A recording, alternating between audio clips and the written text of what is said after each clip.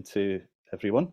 My name's Chris Deerin. I'm the Director of Reform Scotland. Hopefully you can hear me okay. I should first say that I'm sorry this is the first event we've done in quite a while. Actually, I've not been very well, so we've had to tone things down a bit. But as you can see, I'm back to my dubious best now, so we'll have plenty of things coming up over the coming months. And what better to start again than with someone of Al Murray's stature. He will be known to you all as the drummer of the popular indie band Fat Cops, and perhaps also in his side career as a comedian and with his character, the pub landlord, one of Britain's most successful and most beloved comedians, I think it's fair to say.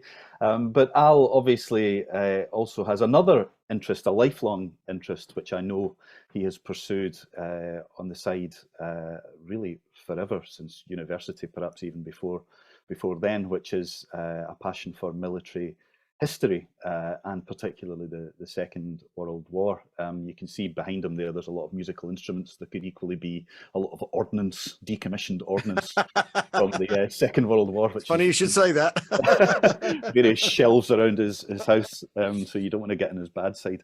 But Al, you also have this podcast, We Have Ways of Making You Talk, with James Holland, the military author. Tell us a bit about that, because I know it's been a huge success, probably more than you expected when you. Yes, and hello everyone. Thanks for having me. We started doing that about it's 3.5 years ago now, before the pandemic, and it came about because I've met James along the way. I picked people up like burrs in my life, and I met James along the way, and basically every time he was in. I live in London. Every time I was in London, seeing his publisher, he'd say, "Do you want to go for lunch and sit in the pub and talk about the war?" And the basically just irresistible offer that. And the podcast came out of that relationship.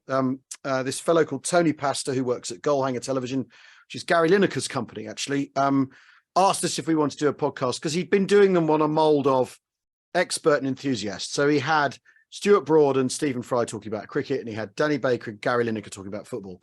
So I was very much cast in the enthusiast role with James, and the idea of the podcast was I'd say, "Tell me about the Battle of Britain," and then he'd tell me all about it, and I'd go, "Wow, that sounds interesting."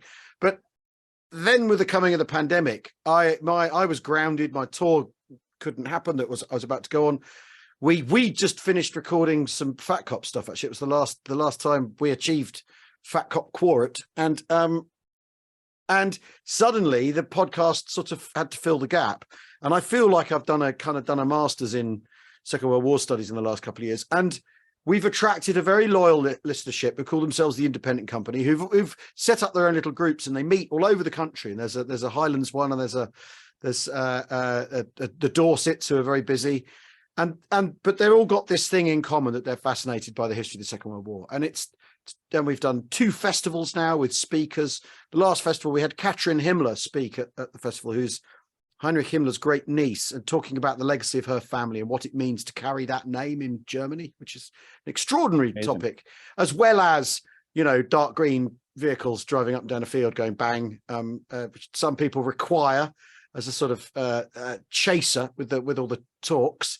But it's turned into this absolutely fascinating thing, and it led to me writing this book, Command, within the last sort of 18 months, because I'm really starting to get to the grips with the Second World War as a piece of history rather than as a thing to be interested in, and the story and the stuff that's in it, because it's like so packed. It's only 6 years, but it's got absolutely everything in it. I mean, I spent this morning talking to an economist, so if I sound incoherent, it's because he was going on about balance of payments and stuff, which I don't really understand. But the fact that the topic is bottomless has been absolutely brilliant for the last 2 years, and is where this common interest comes from with other people. Tell us a bit about how you became interested in the Second World War in the first place, and why it's been such a lifelong passion. Well, 2 reasons really. The first is my father was he was a national serviceman in the 50s as an officer in the Royal Engineers, and then became a parachuting engineer. Because he thought it would be fun, which is an immediate difference between me and him. because I think the idea of jumping out of an airplane is necessarily absurd, whereas he thought it would be a laugh. But so I grew up in the 70s in the sort of golden age of war films on Bank Holiday Monday on the TV with Airfix and Action Man, and with a dad. I used to go and watch my dad jump out of balloons, at the weekend, which is an extraordinary. I always think of it as a sort of superheroic thing with my father when I was little. I mean, that's changed. But certainly at the time when I was a small boy, and it was just a thing that was a thing that he was interested in and we talked about. But then the other side of it is my mother's father was killed in the fighting in a place called Hazebrouck, which is to the southwest of Dunkirk, before she was born. So she never knew her father. And then my grandmother, her mother, her brother was killed in the fighting in a place called Pinway in Burma in 1944, fighting in the Gloucesters. And so the war was real. It hung massively heavy. My grandmother was widowed. My step grandfather was always regarded himself as the chap who wasn't the hero, and there was all this sort of stuff hanging in the family from the war. So it was a thing to be interested in, and also a thing that completely shaped us as a family. And that's the thing I've become more and more. The latter is the thing that I've become more and more conscious of as I've got older. And when it came to writing this, which I think you've called your first proper history book, you decided to focus on, well, the word command is there. What you talk about the Second World War, I should say, as an endless. So get it right. I'll get various bits of nomenclature and etc. wrong during this conversation, so forgive me. But the Second World War is an endlessly peelable onion. So when you were thinking about writing a book, did you consider a number of different approaches and whatever? Well, and topics. I mean, the thing is you could write a book about tungsten and the Second World War that would be about this thick and have this many interesting angles and anecdotes in it, or about Soho, or about the Clyde, what happens in the Clyde, or what's going on in the Highlands at the Commando Training School. You could talk about absolutely, or what's going on in China, which of course no one here knows the first thing about. You could talk about absolutely anything. But what I wanted to do was talk about some people I'm interested in, but then also place them in the context of the progress of the war, which after all, it goes very, very, very, very, very badly for the British and the British Empire, because it's an imperial effort that just absolutely has to be central to how you look at it. It goes very badly until 1943, really. And the scale of the calamity is the kind of thing that it's remarkable that it was recovered from. You look at, with the sleight of hand in 1940 is the miracle of Dunkirk. Well, there's only one reason there's a miracle of Dunkirk. It's because of the absolute total calamity of what happens to the British Expeditionary Force in France that summer. In a fortnight, the Germans achieve in 2 weeks what they failed to achieve in 4 years in the First World War. Absolutely skittle everyone, and it's not necessarily because they're particularly clever, which has always been the emphasis. It's possibly because the British and the French are rubbish, terrible at what they're trying to achieve, and that the army recovers from that set of circumstances is extraordinary. You sort of start off the book really talking about the early defeats and failures, and not being an expert in this area, I was quite surprised by just the number of them. Oh God, it's awful. Scale. Would you maybe just talk through? Well, if you want, I mean, a brief summation of how so there's the first thing that goes wrong is the Anglo-French attempt to intervene in Norway. So the basic, arguably the first thing that goes wrong is the French invade Germany in October 1939, like sort of 5 miles of Germany, while the Germans are busy in Poland, then decide not to do anything about it. So there's this disgraceful business that the Allies go to war for Poland and then proceed to do absolutely nothing about Poland. And in fact, try not to do anything about Poland because they don't want to upset the Germans. It's a very odd mindset in the first sort of 9 months of the war. Then there's what goes wrong in Norway, which is the disaster, which is even though the British are much stronger navally than the Germans, they just can't make the whole thing stick together in Norway. That goes horribly wrong. Then the collapse of the fall of France, that goes horribly wrong. then you sort of have a brief interlude where things go quite well in the desert against the Italians, and then things go spectacularly wrong in Greece and in Crete. And then in North Africa, there's this inconclusive to and fro that then goes calamitously wrong again for the British into 1942. And this is before, this is before we start to consider what's going on in Singapore, Burma, Malaya, like the total calamity in the Far East, where no one has really taken the Japanese seriously at all. Even though the Japanese have been fighting for 5 years and are super experienced. No, in China, they've been super experienced. They're super ready for what they're trying to achieve. So the scale of the disaster, the evacuations, the British get really good at evacuations. They're they're absolutely kicking at evacuations, which I think, is as crumbs of comfort go, won't make you a tiny roll of bread. I mean, it's a terrible business. And what happened? Because obviously the British, they were still largely running an empire by that point. They had prided themselves on being the best military force in the world. In fact, I think you say that the Americans at that point were only the 17th largest military in the world. So the British were, they'd regard themselves as front rank, and they keep getting their ass kicked. So what was the difference between reality and perception? And they've been spending more money than anyone else. I mean, the interwar years are seen as the great period of disarmament, but actually the British are still spending far more than anyone else on armaments, particularly on naval armaments, because that's how you protect your empire. You exert influence with your ships. It's not that if the Second World War there's still plenty of Victorian politics in the Second World War, but basically the British have, what they've done is they've centered their defense policy around running an empire. So what you have is a devolved army that's small, and the idea is that, so when the First World War ends, the army goes, thank God that's over. Oh, that was awful, wasn't it?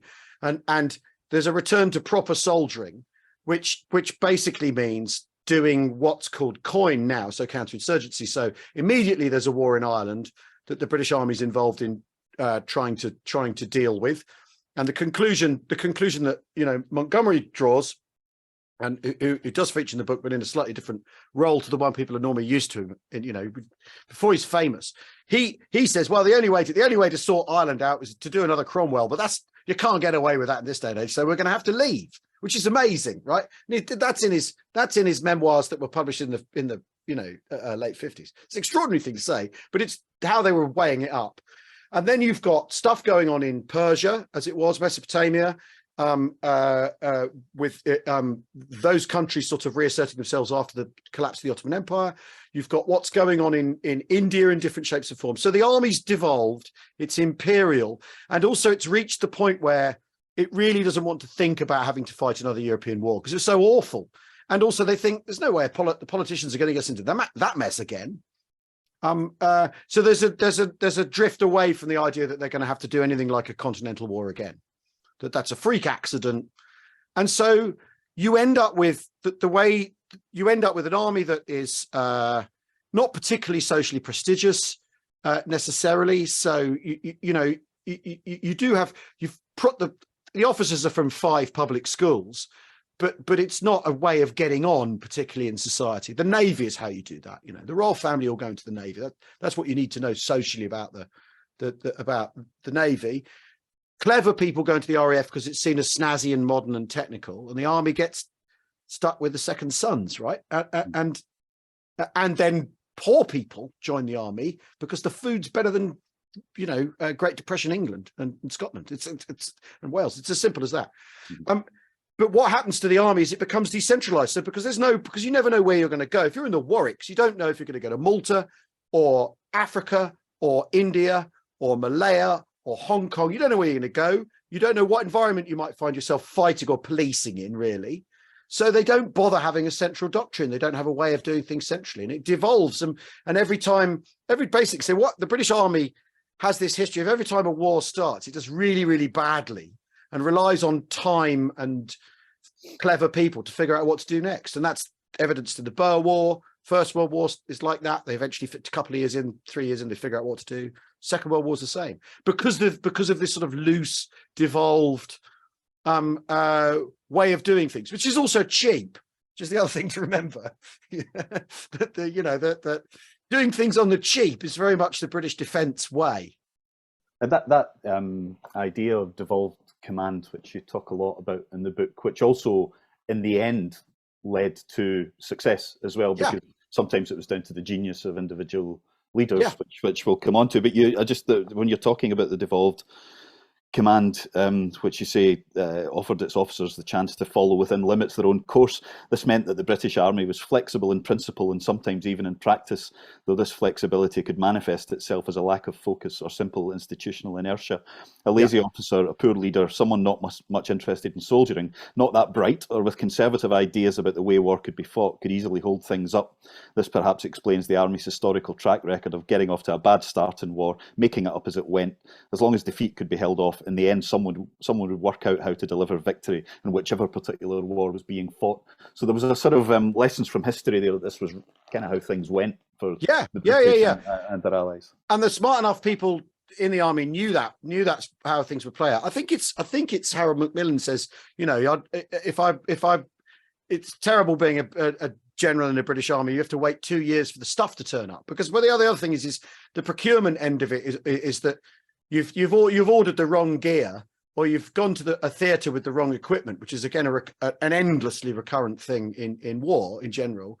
That you find yourself in the desert with a gun that works perfectly well in France in close country with fields and hedges, but in a wide open desert it's no use, because it's only effective to up to sort of 300 yards and you're a sitting duck. Because the British are choosing to fight all over the place, and they bet on a certain set of equipment that turns out not to work at all. In the war they end up fighting, and that takes shaking through and sorting out. And it's a recurrent pattern. And this war, one of the things you touch on is the speed of development of weaponry. How we went from, I think you talk about biplanes defending Malta in 1940 to V2 rockets falling in London in 1944 to obviously the atomic bomb bringing things to the ultimate conclusion. The speed of technological development during that period was extraordinary, wasn't it? And I guess part of your point is that it was down to really the war of machines and economies that was decisive in the end. Money and clever people being given their head actually is the other thing that that really is very interesting. And the British warfare state, as it gets called now by historians, was very good at actually letting smart people through. And you have this whole thing of prizes for inventors and stuff, and people. There's a guy who invents a kind of flexible concrete that then is used to clad warships with, where he starts off by putting wood chipping into concrete, and it makes it more flexible, and he perfects that, and warships end up covered in this stuff. And he gets his sort of £40,000 at the end of the war. It's a well done, thank you very much. Well, he tries to negotiate a royalty, but of course he gets stiffed. But there's that going on, and the British sort of military industrial complex, to use a sort of anachronistic term, is really good at that, but always with an eye to the bottom line. So that's why you get British equipment that's good from 1943 to 1945, and then the moment 1946 comes along, it's completely obsolete. And they're planning it all within these tiny windows, which is very, very clever. Lead times and stuff. It's amazing. Yeah, and that the leadership that you're talking about there, and allowing people through what comes through in the book for me certainly is the incredibly contrasting styles of leadership that you would find amongst. Not all of the people in the book are actually front rank military leaders, but we'll come to that. But a fair few of them are the kind of big ticket guys, and some were single-minded and very unsympathetic to the ideas of others. Others maybe sought consensus in command, and there didn't seem to be necessarily one way to do it right. There might be ways that some of us would prefer people to behave over others, but actually in a time of war, who's to say what the right way to behave is? It's getting things done. I wanted to maybe move on to some of the individuals that you talk about, and you start with Monty. Although, as you say, he isn't yet Monty when we meet him in your book, Bernard Montgomery. So the idea of the chap in the beret standing to attention, taking the salute, a sort of, as you call him, a priggish, vainglorious, boastful, pernickety, complex man with a singular ability to put noses out of joint, which I think is most people's understanding of him as being a complex hero. if that may be a way to put it. But you focused earlier in his career. I wonder if you could tell us why, and maybe just explain to us what it is that you found. Well, what I was trying, because there's no doubt that Montgomery, you know, he becomes a man of destiny, and certainly thinks that of himself. I mean, but he did have a lot of people saying that to him. So, you know, I find some of the warts he has sort of forgivable in the circumstances, to be honest. But basically, he's a very professional guy. He's one of those people no one wants to sit next to in the mess because he's going to talk shop.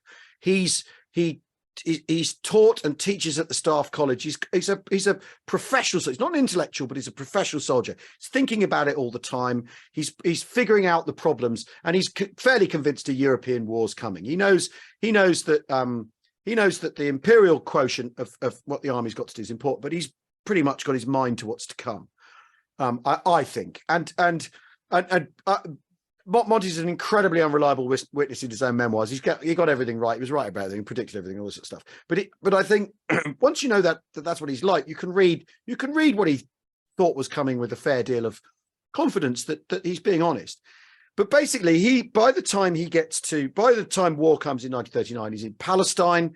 He's where there's counterinsurgency going on, and he's enjoyed himself there. He's had a lovely little war, as he calls it, and he's called back to London. He's terribly ill on the ocean liner coming back because he's got a lung injury from the First World War. Because in the First World War, Montgomery's left for dead, shot through the chest 4 or 5 times, left for dead in 1915. A sergeant goes to his aid and is killed lying on top of him. The sniper puts more bullets into the pair of them, and he knows what's at stake here. And he knows what it's like. He knows how brave the men are. He knows how much he needs the men. And then he goes to work as a staff officer in the First World War, so knows what's going on under the bonnet in the British Army.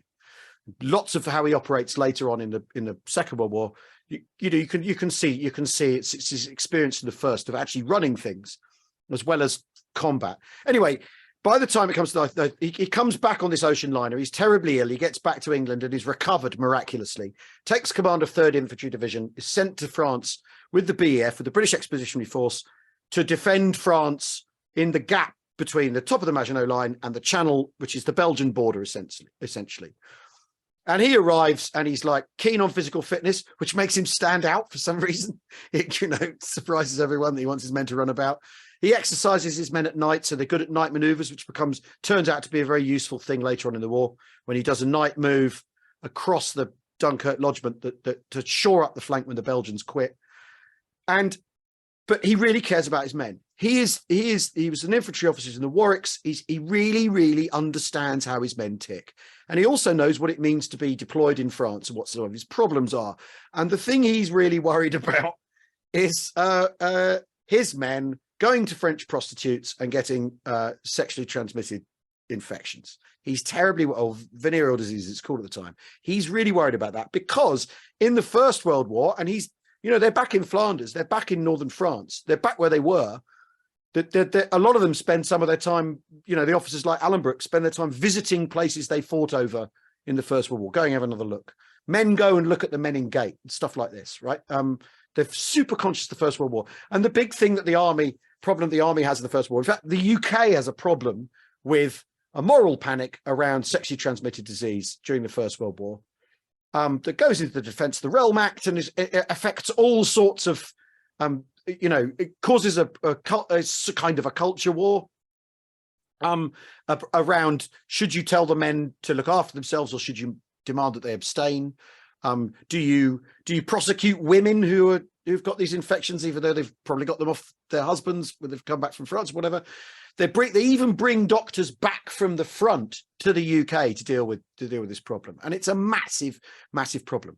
400,000 British soldiers are hospitalised with venereal disease, compared to, I think it's 70,000 with trench foot. And we think of the First World War as the trench foot war, but in fact it's rife. And that's the 400,000 men who admit they've got it, because it's regarded as a self-inflicted injury. So if you go in and you say, I've got VD, so you're in real trouble, because it's regarded as having injured yourself. So so Montgomery gets to France and he thinks, well, we can't have that happen again. That better not happen again. And he writes a memo to his officers, a general order, divisional order to his officers saying, look, listen, chaps, we have to keep an eye on what the men are going to do. We know they're going to do this. So we need to take the necessary precautions, go to brothels that the French police know are clean. And he says something about, should a man take his pleasure in a beetroot field with a local lady and all sorts of stuff. But he uses and then he posts a bawdy poem supposedly written by someone else after this in the general order that's quite fruity. And what's interesting is that whoever wrote that, supposed to be a signals officer, but supposed to have written that, whoever wrote that knows what's in Montgomery's memo, even though he's not sent it out yet. So I have a suspicion Montgomery wrote the saucy lines, but I don't know. It smacks of his humor, because he had an impish sense of humor. Anyway, he uses the expression horizontal refreshment in this general order, divisional order, and it causes absolute outrage. It causes sort of paroxysm of moral outrage. And the head chaplain and the head Roman Catholic padre in the BEF demand his resignation, write to the adjutant general and demand that Montgomery be fired for this.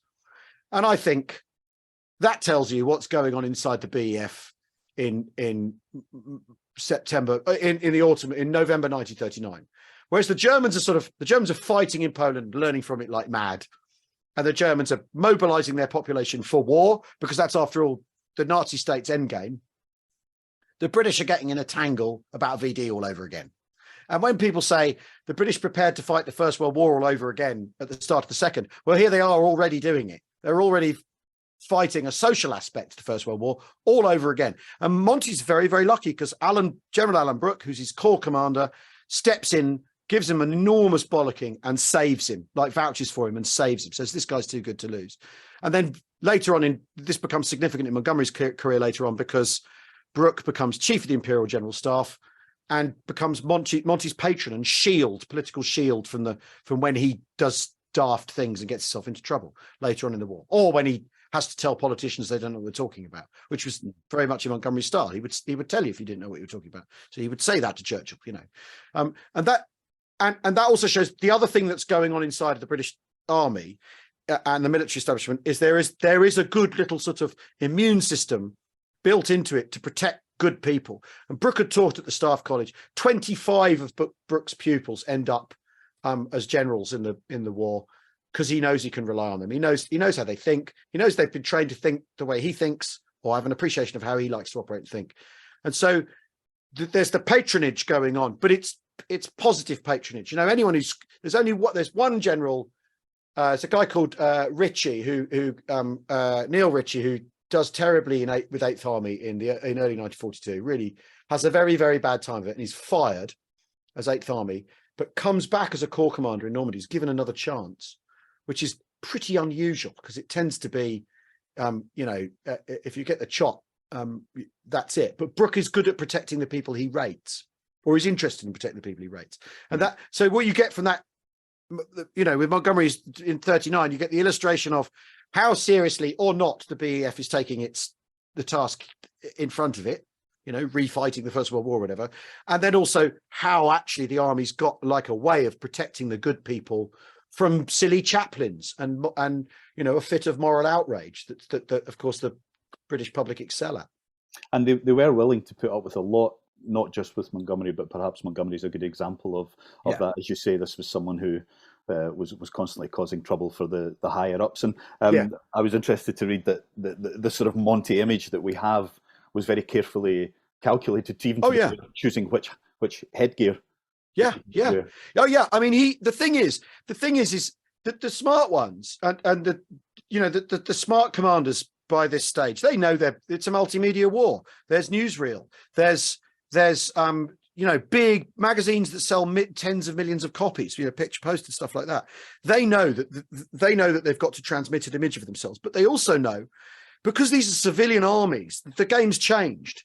You've got to convince, you've not got to just convince the men that they're being led confidently. And Montgomery sort of, his style is to be super confident regardless of the situation, to try to irradiate confidence into people.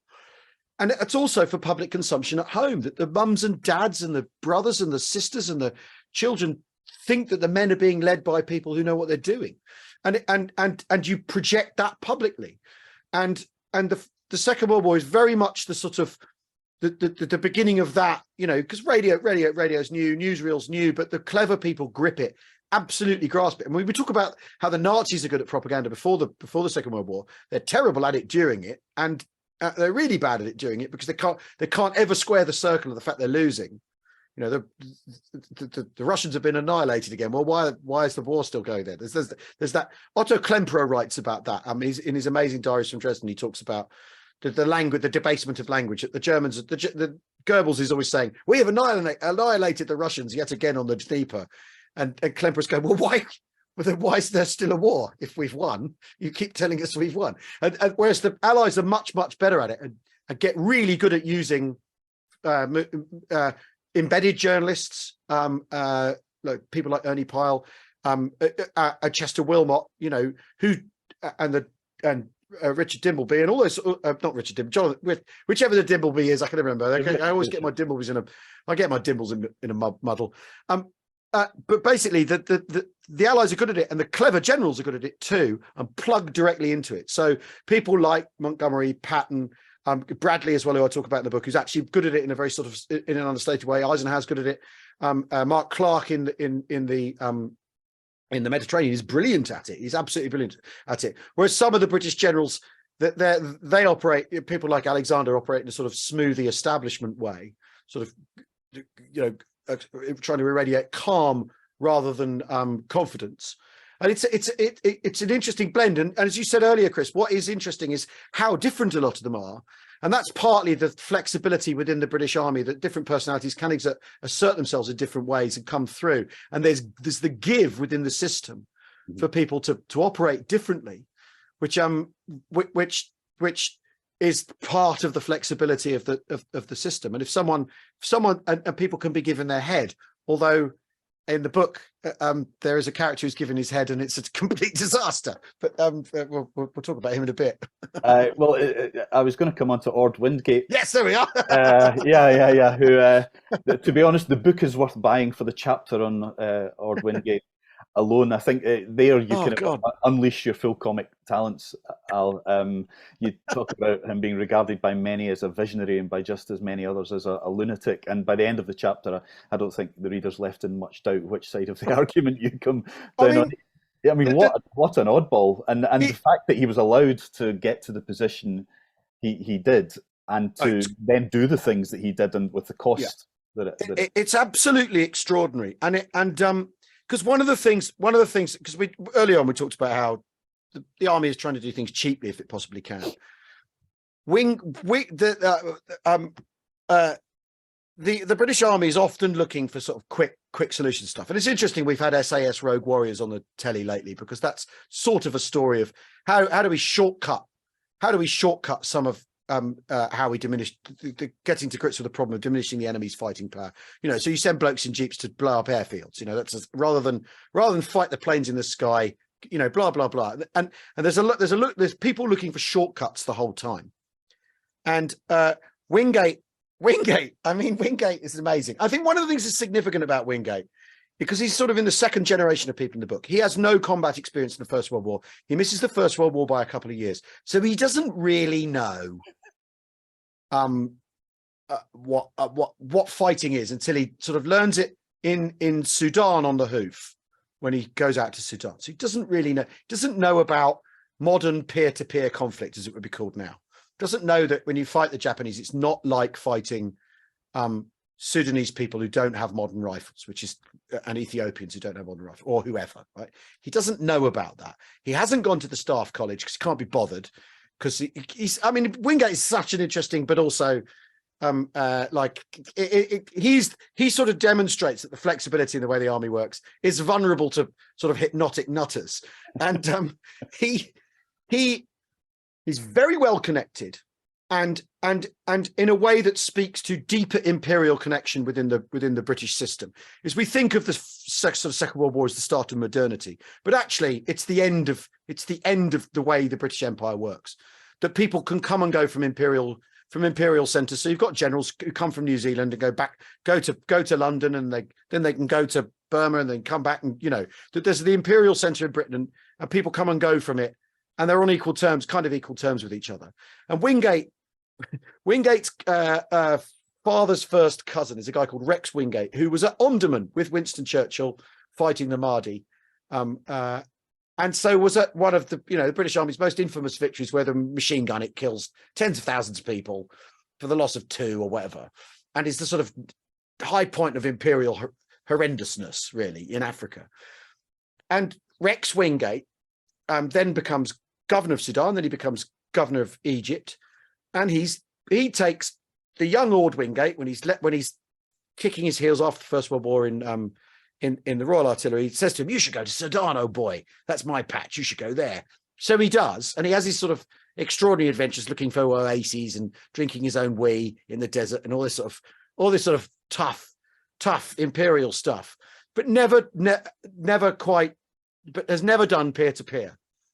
So he's got this idea that through will and strength and focus, and he's a member of the Plymouth Brethren as well, who are sort of ascetic, sort of super Christian crew from the 19th century. So he's full of muscular Christianity. He goes to Palestine, and he's involved in counterinsurgency there, but sides with the Zionists, becomes a Zionist. Because he's so biblical, he becomes super Zionist. And in fact, I've visited Israel 5 years ago. We were driving up the road, and the guides, we're driving past an Ord Wingate Centre for Physical something, right? And the guide who we have with us, "I bet you don't know what that is." I said, "Well, actually, my friend, I'm afraid I do. I don't know who you don't." And Wingate ran these small groups of sort of guerrillas to fight the Arabs on behalf of the Zionists, actually under the aegis of the British Army. So was into guerrilla warfare. Then he fights in the Italians and falls for Haile Selassie's cause as well. So he's got this sort of strange imperial tang to him, where he believes in the romance of these people that he sides with in their internal colonial struggles. And then he gets the bright idea that that's how you're going to defeat the Japanese in Burma, which is a peer-to-peer conflict. In fact, it's not fair to call it what happens in Burma to the British and the Burma Force and the Indian Army in 1942 peer-to-peer. The Japanese are not the peers of the British Army. They far outstrip them and defeat them, outthink them, outfight them, chase them 1,000 miles across Burma. It's that in itself is the most amazing super defeat. And Wingate gets the ear of Wavell, his boss, and says, who was his boss in Palestine, says, let's do this the colonial way, essentially. Let's put a column and we'll march into the jungle and we'll fight the Japanese. We'll fight the Japanese in the Japanese rear. But the jungle is like the most extraordinary environment, just to sort of walk about it and get covered in leeches and get, malaria and get run over by an elephant before you so much as figure out where the Japanese are and how you're going to, what strength they're in and how you're going to fight them. And Wingate seems to think, by sheer force of him being a bloke who drinks his own urine and eats raw onions, that's how they'll defeat the Japanese. He just can't get to grips with them as in terms of combat force and how to multiply his combat force against the Japanese. And everything he does, every time you move in the jungle, you diminish your combat power. But he insists on being mobile in the jungle, so the whole thing can't work. Anyway, his first expedition in 43 is called Longcloth. And in he goes into the jungle with a couple of thousand men, and out he comes with not very many and leaves his wounded behind, which is a terrible thing to do by any measure. You don't do that because you're leaving them to the Japanese for bayonet practice or whatever, or to just die horribly in the jungle or be imprisoned and work on the Burma Railway or whatever. 600 of his men after this expedition are unfit for combat as a result of the illnesses and fatigue they pick up just by going into the jungle, because they blow up a couple of railway lines, have some skirmishes, and then they escape. Wingate says, "I'm off to India. You lot make your own way home." So doesn't every man for himself to come home. And when he gets back to India, he expects to be court-martialed because it's gone so badly wrong. But things have gone so wrong elsewhere in the Arakan offensive under a general called Irwin, that what happens is Wingate then gets talking to a couple of journalists looking for some good news. And he is able to parley this disaster into, we conquered the jungle, we made our way through the jungle, attacked the Japanese successfully, and have returned to India successfully. And it gets bought as some good news from that theatre, and then Churchill picks it up and thinks, this guy's wizard. Look what he can do, because he has to go to a conference with the Americans and offer the Americans some good news from Burma, because they're discussing how best to fight the Japanese in the Far East. And Wingate attaches himself to Churchill, literally attaches himself to Churchill, sort of badges him and prods him. And of course, Churchill was at Omdurman with Wingate's Uncle Rex, so probably thinks the guy's a decent chap, and buys it hook, line and sinker, and gets Wingate a much bigger, it gets him 12 battalions, so basically essentially a division's worth of soldiers, to then insert into the jungle the following year with similarly disastrous consequences. And Wingate, in a weird way, for historians, he's killed during the beginning of Operation, a few weeks into Operation Thursday, which is the second big Chindit expedition. He's killed in an aeroplane. So he was removed from the picture. So someone else takes over, called Joe Lentaigne, takes over and then runs it his way, and tries to consolidate what they're doing. And in the meantime, the General Bill Slim, who's running 14th Army, has actually figured out how to beat the Japanese, actually figured out how to do it, what you need to do. And what you don't need to do is wander around in the jungle looking for trouble. You need to get the Japanese to come to you and destroy them with critical mass. And he perfects that, works it out, and puts it into action pretty much the minute he can, while Wingate sort of, I find the story of the British Army being sort of flexible and porous enough for clever people to push through, and for clever ways of doing things, and to change your thinking, and to adapt to change circumstances is very impressive. But it also, however, lets howling loonies through from time to time, with horrendous consequences. Thousands of men killed and captured. It's awful. There are great anecdotes about Wingate in the book, of him choosing to dictate his letters while strolling up and down completely naked. That's right. Yeah. Taking his O groups in the nude, and others having to sort of say, and using his fists on his men, which is sort of, which by 1943 is actually regarded as totally unacceptable for a general, or for a brigadier rather. He's seen as crossing the line there, because he got very frustrated with people who didn't believe the way he did, and he didn't think were as tough as him. Couldn't cope with it. The contrast with Slim, who I think probably, maybe along with Omar Bradley, are the two kind of big figures that come out best in your book. Not they're not the same, but they both have maybe a sort of modesty, and they're both painstaking. They're both self-critical. They're not really there to play the PR game, although Bradley did perhaps more than Slim. But Slim, just as you alluded to there, did figure out how to beat the Japanese, and did so by looking at past experience and studying what was happening on the ground, and then trying things and figuring out that if you didn't take them head on, but came round the side or from the back or whatever, or drew them onto you. Onto ground, you prepare a position and you draw the Japanese in to get them to do, because what the Japanese, it's one of the reasons Wingate's idea didn't work. So the Japanese travel light. They don't have the enormous sort of tail that the Allied forces ended up with, where sort of it's sort of 1 in 6 men, I think, in the British Army is teeth, and the rest is tail. So the Japanese, what they want to do is they want to capture your base and your ammunition and your food, so that they can move on to capture your next base and your ammunition and food, so that they can get into India. And they couldn't resist attacking, and they had to attack because they hadn't got enough food or ammunition to go further. So Slim played to that. He read the Japanese. He read them very well. The thing with Burma is also at the end of the sort of the end of everyone's priority list, so that all the gear that the tanks are all that are obsolete for Western Europe standards, the aircraft are obsolete for Western Europe, but they're perfectly good for Burma, but they arrive late. So Wingate's always having to adapt to the stuff he's getting, and then the circumstances he finds himself. But the Japanese are reliable in the way they operate. They don't change their thinking. They don't flex to different circumstances, because they can't. And one of the sort of conclusions you can kind of draw from the book is that, more open societies have more room for this kind of, for being able to change their minds, basically. The Japanese are unable to change their minds. The Germans find it extremely difficult to change their minds once the fighting starts.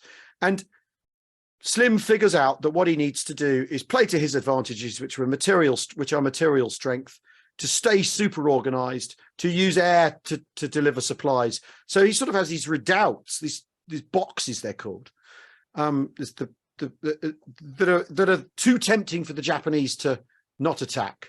And then the Japanese attack regular as clockwork and are essentially attrited, which is the sort of the euphemistic word that armies like to use. They're attrited to the point of destruction by Slim's predicting what they're going to do and coming up with a fighting method to deal with it. And he's very interesting. He's pretty collegiate. I mean, he has behind the scenes, he is pretty authoritarian, and ultimately all of the people in this book have a kind of like, well, you're going to have to do it my way, I'm afraid. And they express that in different ways. And Slim was very hot on malaria, and sacked some battalion commanders, a couple of battalion commanders who didn't obey his malaria rules, because again, malaria is invaliding. I think it's in October 1944. There are 400,000 people cycling through the malaria system compared to 318 battle casualties or something like that, or 600 battle casualties, something like that. Incredible. Everyone's ill all the time. And Slim comes up with a way of doing that. And if you cross the line on that, he'll fire you. So he's a sort of quiet authoritarian. And Bradley is also essentially collegiate. He's very, very sort of, he's from a poor family. He's kind of made in the army, made by the army, loves the army for it, sees the army as sort of a way of an American dream sort of access point. He becomes an incredibly successful general of the armies, because of the army. And he's lifted from dirt poverty to a position of incredible responsibility and power. And he's a bit more, I mean, Bradley is quite capable of sacking you and all that sort of thing, but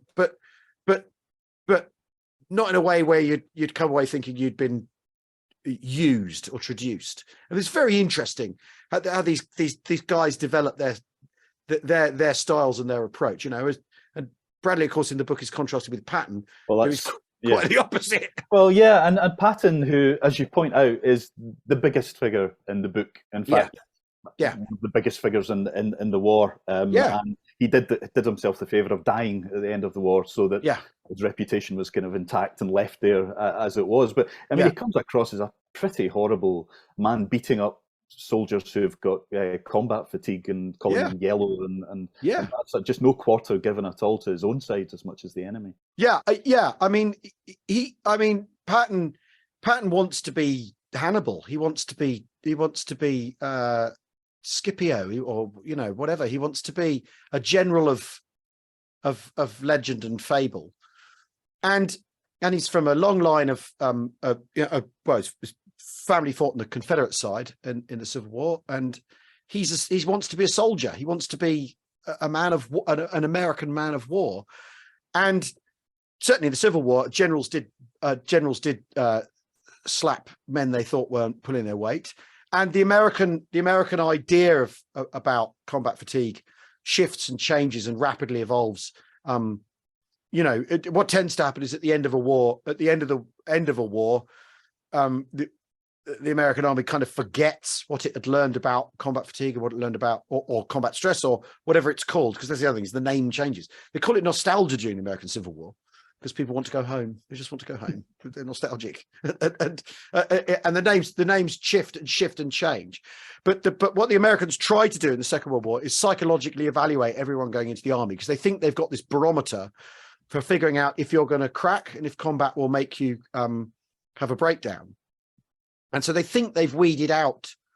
It's millions of people they reject on psychological grounds. They think they've weeded out the potential people who are going to crack. So Patton's assumption kind of is that these people who are, and one of them's even got malaria, he's not even got, may not even have combat fatigue.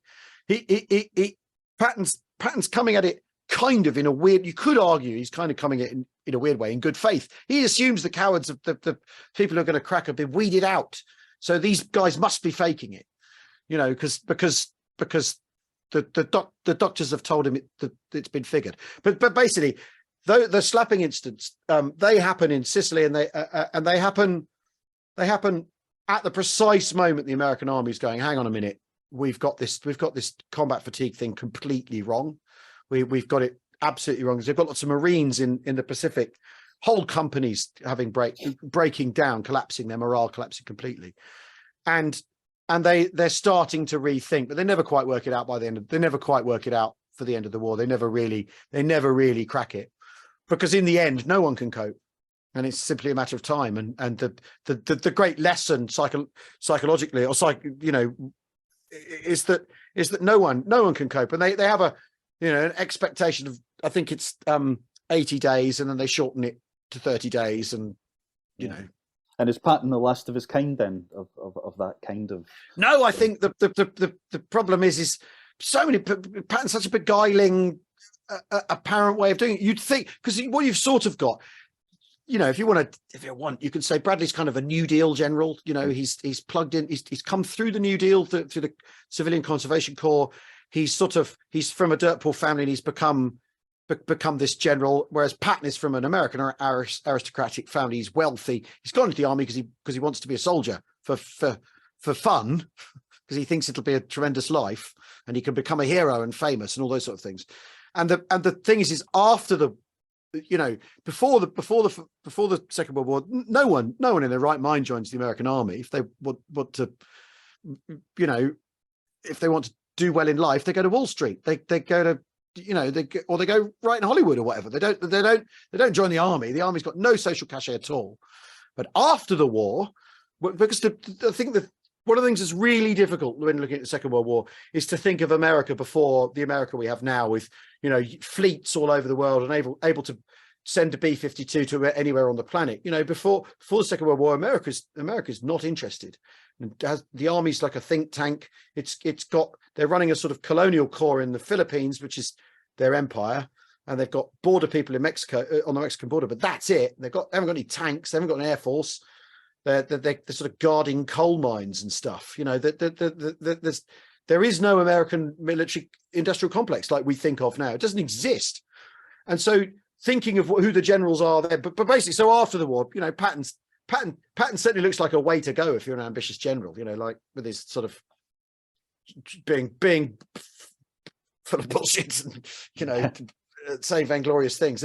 And it's certainly, that he's an icon, that he survives, says, I think says that he's a critical part of American martial culture. And you'll read things in serious American military journals which basically list the different angles from which the sun shines out of Patton's rear end. It's kind of amazing, some of the stuff you'll read. He was a master of this and a genius at that, and never put a foot wrong. And he did some things well, but he also made some terrible mistakes.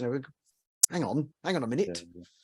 Extraordinary figure. And just to end, and Merrin Walters, you've got a question for Oh, brilliant.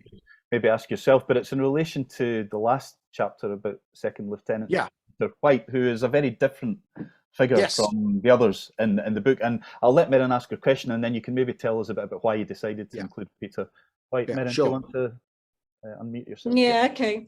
So we're here as guests of Reform Scotland, and the last chapter of your book is you've got a non-Scot leading a platoon of Scotsmen, King's Own Scottish Borderers. Yes. So Peter White, he's an exemplar of very subtle but very efficient command. Yeah. As you've got to know the 10 in each one of the chapters, do you think it's about their individual upbringing and them as individuals, or is it their exposure to military education and their appetite to succeed that makes them good commanders? Which way do you feel it is most important?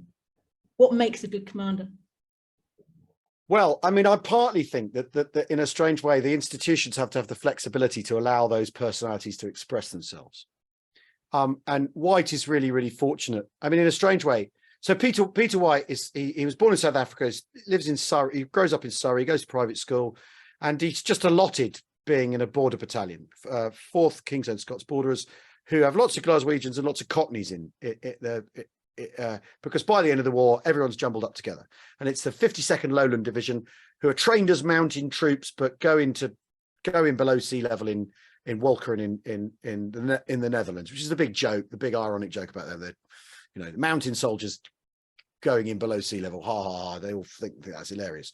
But I think it's to do with, I think that the institution, the army has the army in the strangest way has the flex in it to cope with all these different people. So it is their personalities. I mean, Montgomery's sense of responsibility is the thing I always take away from him.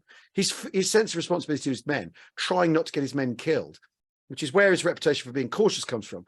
Now, I don't mind a general the reputation for being cautious. If I'm a squaddy, I think that might not be a bad thing.